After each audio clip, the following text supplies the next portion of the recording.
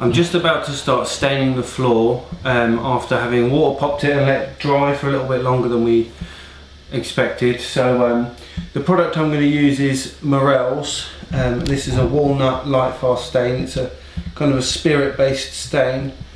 This is one of the more popular floor stains, at least among contractors in the UK, but there's so many different stains and so many different methods of application. So I mean, in the US you're not going to get this stuff. You're probably going to want to use Minwax or the Bonner stains, maybe Duraseal or General Finishes, maybe not General Finishes or Duraseal because I think they're more contractor finishes, stains, but probably Minwax. Minwax is more of a DIY stain. It's very similar to Duraseal. Apparently it's very easy to use. But what I'm going to be using to stain this floor is a roller, even though I'm not rolling it, a rag and a brush. So a brush for going around the edge. I'm going to be holding this and dipping it and then rubbing it on, because the amount of stain that it holds without dripping too much, you can actually spread on quite a lot. You can get paint pads that are very good for this.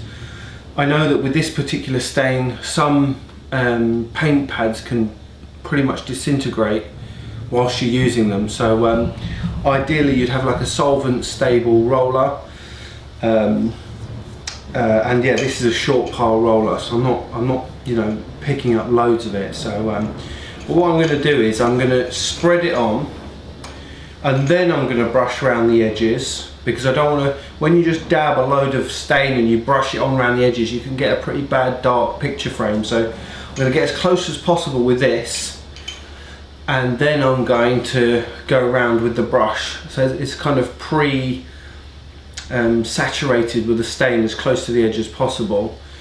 And then basically once I've applied it with this, you let it sit for a second, and then you kind of smooth it out, because you can see lines when you first apply it, and then it sits for a second, and then you smooth it out, and then it's nice and smooth. So and then again you let it sit for just a bit, and then you can rag it off. So you take off the excess. It sort of only soaks in a certain amount, and then you rag it off. So it's very different to the dye which I used in my last video, which I mean, you could pretty much just slap that on. You know, you get it on thick and you rag it off. You just one application, boom, boom. Every different stain now, it's just, there's some nuance to it. So I'm going to try and get as much information up about that sort of thing as possible, but ragging it on and ragging it off, putting on excessive amounts and then taking off the excess that hasn't been absorbed, is kind of the general concept of staining. So I mean, you can use a rag to rag it on, you can use this, you can use a paint pad. With this particular stain, sometimes I do actually roll it on. So I roll it on, brush around the edges, wait for a moment, and then rag it off, just for speed, to be honest. So I'm going to make a start now. So I want to do, especially with the first line, because I have to brush against the edge, I want to do not too thick. I don't want to do a massive line. So I've got a good 5 boards here, so I think that should be enough. So just dip that in there.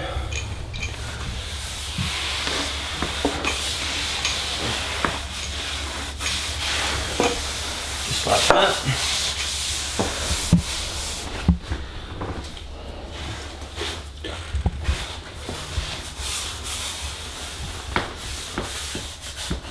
So this way I haven't got any kind of picture framing around the edge. A little bit not there, but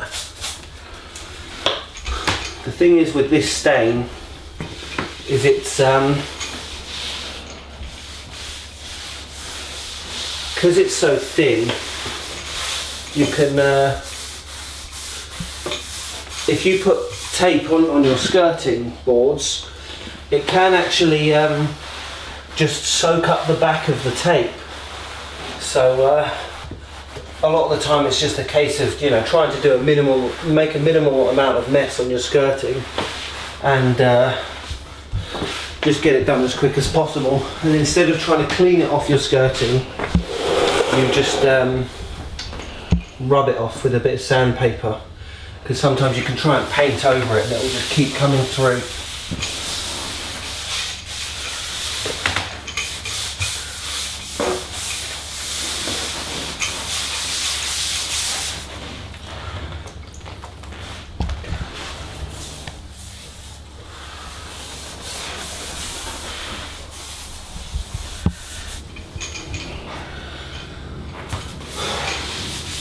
Ideally, you don't want to dry this edge too much. You just sort of kind of leave it a little bit wet.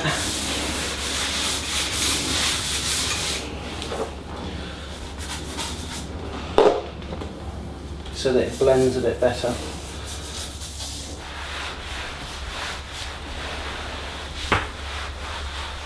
You can see it's kind of a bit of a taxing, arduous task, but hopefully you will have two of you on the job, one of you to apply and one of you to rag off. So as soon as you've done one side of the room, you come back, you can come over, start applying on the next side, or obviously if it's a bit bigger, you do it in sort of chunks, and someone's coming behind you and drying it off. That way you don't have too many overlap marks. You want to try and spread it as quick as possible so you don't get any particularly thick bits on the floor.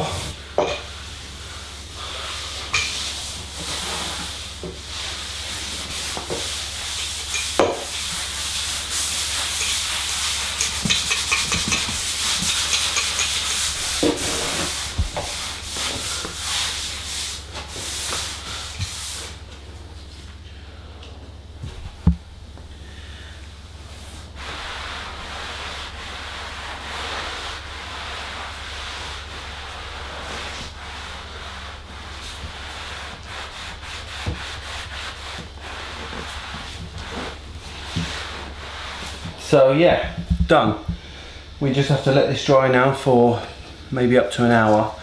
Different stains have different drying times, but this particular stain is known for kind of drying in about half an hour and kind of being ready to coat in half an hour. So hopefully in about an hour we'll be able to get the coat of primer down. So we'll see how it looks in a little while.